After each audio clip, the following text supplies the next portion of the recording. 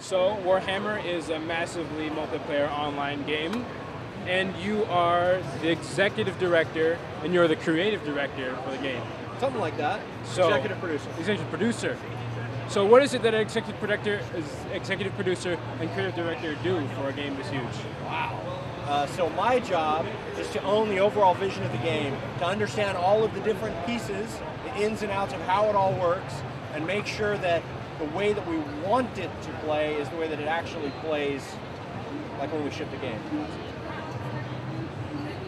Creative director, it's an interesting job. Basically, play a lot of computer games and learn a lot. But what do? Well, in the early part of a game, I played all in my head through imagination, because we haven't got the models and the art and the code, and I go around infusing people about what it's going to be. I manage to connect people together. I prevent alienation for the people who study Karl Marx, which is a very bad idea indeed. As the game progresses and the tools get better, I make sure that all the different elements are talking to each other and sharing a vision. If your job is to draw barrels every day, you could get to a point where you go, all I do is draw barrels. The game may be terrible. And I have to go, no, I've seen what they're doing with your barrels. They're pushing them off bridges. They're falling down. They're exploding and blowing snotlings to bits. It's wonderful. And as the game gets better and better and better and becomes more and more real, finally, people start to understand what Jeff was going on about. Once they can see it, they believe it. My job is to form that belief from a pulpit of power every day. Relentless enthusiasm against daily grinding disappointment. Awesome. Wow. So, how is it that... How did you get into the games industry, and how did you get into the games industry? I fell face first into it. So here's a little thing for you to think about. How many games do you think you've actually played? I mean played. I don't mean completed. I don't mean finished, but actually played. In all your systems. That's your consoles, your home computers, the rest of it. It's an interesting exercise. If you go away and think about it, you'll probably confuse yourself and go, thousands. No, it isn't. It's hundreds, if you're lucky. There just aren't that many games about, unless you and me. I was born in the wrong period. I grew up in the 1980s in England during a console war and a home computer war. Just one of my computers brought out 19,000 games on one format. 6,000 on another, 2,000 on another. Compare that to anything on the Xbox or the PlayStation. It's frightening. When you find out how many games you've played, then find how many you like, then grow up one day and the internet gets invented. I don't know. That is the right answer. The right answer. Don't know. So, Warhammer is, you know, it's a fantasy game with orcs and humans and goblins and elves. And Paul, you said that to explain Warhammer to Americans, you had to first explain how Warhammer is like Batman. Yeah. And this being Comic-Con, I thought that was super appropriate. I love America and I love what America stands for. You people over here, ultimately optimistic that you can understand anything. 4,000 years of unrest in the Middle East, we can fix that. So when we decided to bring Warhammer over to the Americans, they were very, very bullish. We can do it, we can do it. And yet, as they tried to realize Warhammer, they were making some wrong turns. They were banging into the furniture, and they needed some help to understand it. I was sent over, and they basically said, Paul, explain it to us. And I had to think long and hard. And the thing I learned is you can't tell Americans anything. They have to discover things themselves. Because we always know what's right. Because you know what's best. If there's pollution in cars, it's no good if the Europeans, oh so cleverly, make electric cars. An American has to decide to change the world, and then it will happen. So I had to pick something iconic, something definitively American, something that could be understood. And the answer is Batman.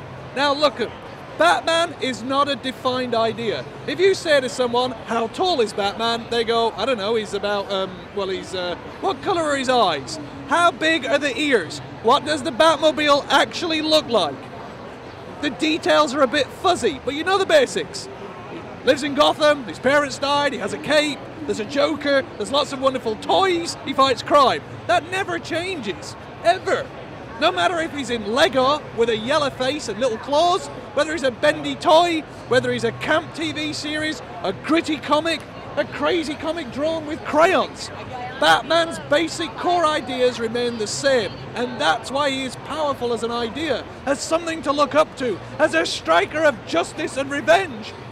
Well, Warhammer's just the same. It's not about the little toy soldiers.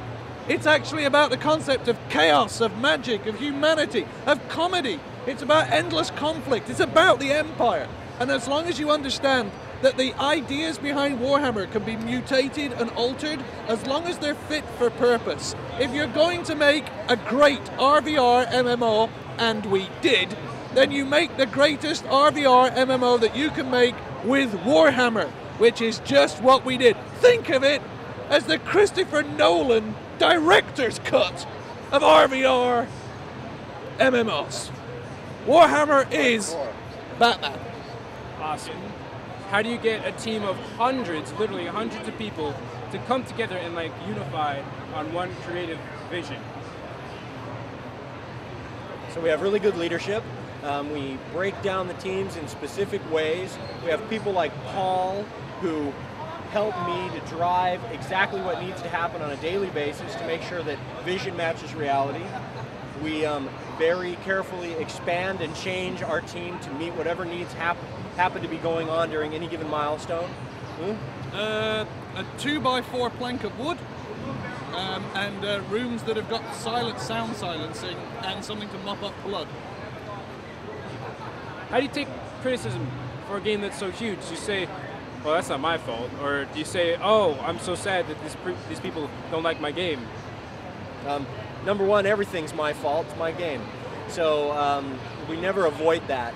What we try to do is make sure that we're looking at each piece of criticism, judging it on its own merit, seeing how changing the game based upon that criticism would actually affect the game, and if we decide that something somebody's saying has value and merit, we will go and make changes to the game to improve it based upon their comments and feedback. The game is ever evolving, and it's not for everyone. We don't want everyone to play Warhammer. We just want everyone who's interested to have a go and see what we're doing. And every day we make it better, every day we make it more fun, every day we bring more things to it. If you've ever tried it and went, whoa, now's the time to come back and go, whoa! It's like that. That's good, cool. So like you said, it's always going on, continuously evolving. Yeah. It came out and it went Gold Master and it was a success. And then you came out with more live events and more content updates, and you're still going with the content updates. Live expansions coming out. This has been going on for like years. How do you stay focused? My brain would have gone to putty by now. How do you stay focused on such a huge game? What did Bruce McLean say?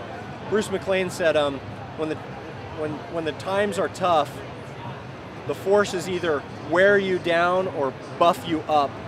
And I think the team is about that. It's about strong people, sticking with the vision, sticking with their goals, and remaining dedicated to the cause.